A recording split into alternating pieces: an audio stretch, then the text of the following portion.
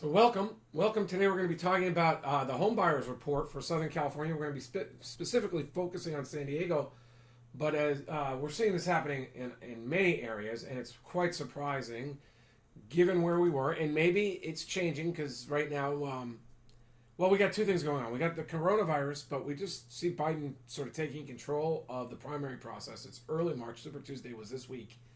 Um, and the stock market seems to be saying, "Hey, things are not going to be as bad as we thought a week ago, but we'll see. Things can change." But the home buyer report is amazing in that I've noticed prices jump because I'm working with a few buyers and they've got some properties on the contract, and the comps came back like insane. I'm looking at like maybe 140,000. I mean, like a 10% change on properties that in 2 months. It's amazing. I mean, we worked hard. The family worked hard to find this home. We negotiated with the FISBO to get it, and the comps are pretty strong. I mean, they're sort of showing like a 10% gain, maybe more. I saw properties in my neighborhood go up for sale and under contract in 24 hours. Um, um, well, I have all this anecdotal evidence, so I pulled this up and I said, maybe I have to do another report. I do these all the time. And this is what we see. Inventory in San Diego is back to 1.5 months. That's the all-time low. This is the max chart on the max chart. This is the biggest seller's market we've seen. And this is based on sales, so it's almost at the all-time low. It's just based on the sales to inventory that we have right now.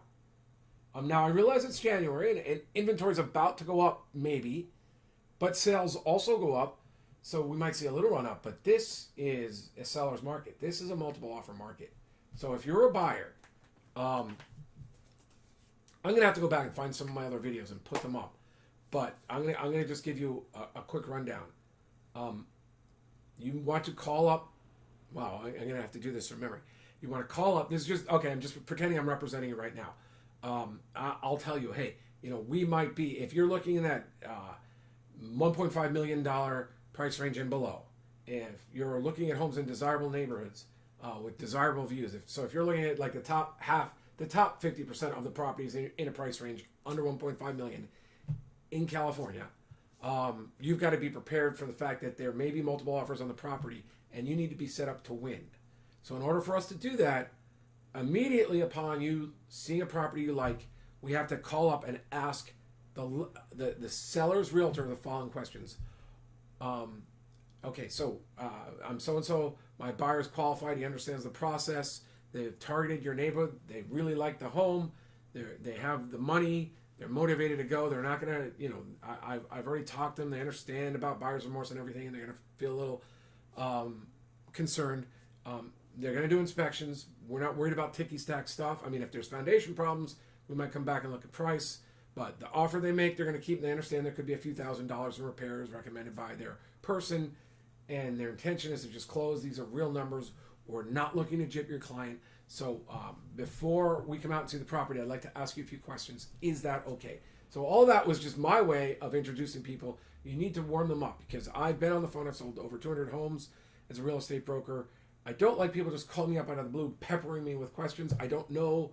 Sometimes the questions are not as relevant as I think they should. I'm wondering who's calling me, right? Or is someone just, so introduce, explain, develop a little rapport with the listing agent right away, whether you're doing it or your client's doing it. By the way, are there any offers on the property right now? Are there any offers expected? Are you going to be representing any buyers?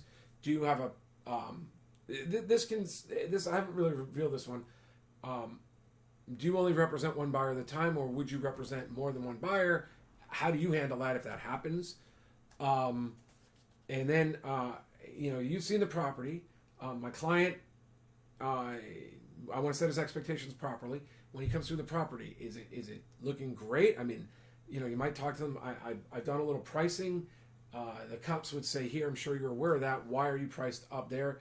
Is this property superior to the other comps? What are they looking for? Is the buyer looking for a strong buyer who's going to close? Are they really sensitive to strong offers, but don't don't mind buyers coming back and negotiating after they do inspections. I mean, you get a feel for the property, but you want to get these questions known right now. Are there offers? Is the seller looking at any offers? Are you expecting any? Are you representing anybody? And then you want to try to get a feel for price, or maybe you're into the views, or it's a pool and you get a little rapport on that. This part of the conversation is aimed at making you look like the strong buyer the seller wants to work. They want to work with. I'm saying if my client makes an offer, they're going to close. That's what I'm trying to convey to the listing agent and the seller. Okay, so now, am I expecting all of you to be able to do that? Not necessarily. So we have a program that I think you all should consider, whether you're doing it with me or anybody else, is that we go over, we have a conversation, I find out your goals, we develop a script for 3 or 4 questions to ask all the listing agents and some variations on it if changes turn around. And if you want to do all the work and work with the listing agents directly, we have a program for that, so that I'm an attorney and a real estate broker. I can help you feel protected. And if it's a multiple offer negotiation, that's expected. You could go in there right away and have the seller's agent represent you. That's going to help you get the property in a multiple offer situation almost every time if you're a strong qualified buyer.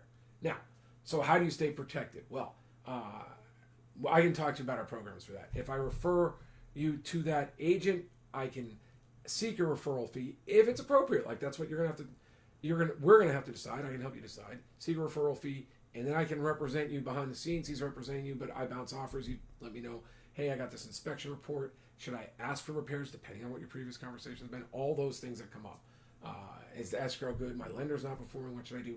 I mean, all these things, I can help you. I can help guide you.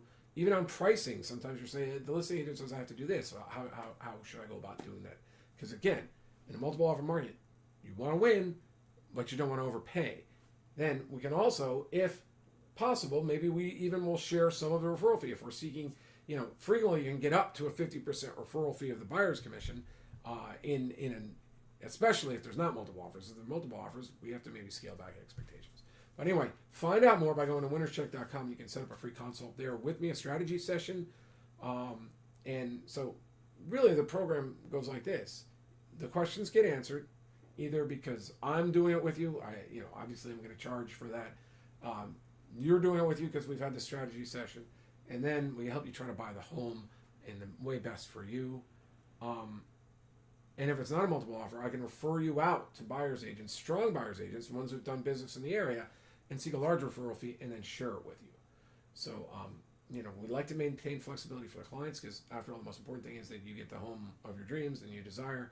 We have plenty of other ways to help you save money. Like, I think a really underpriced part of this market right now is solar homes, because you can save $400 to $800 a month on electricity, depending on the size of the home. That's like $100,000 in mortgage. That's like a 10% savings if you're counting outgoing cash flow, like mortgage or whatever else it is. So that's all available. I don't know where that bottom line thing is. That's an old. I don't even know how that came up. Anyway. So let's take a look now. This is, I didn't have this up before. This is the 1.5%. This is price per square foot's hitting new highs, and you can see it in the different towns too. So anyway, that's the buyer's report right now. Thanks, John McConnin. Talk to you later. Bye.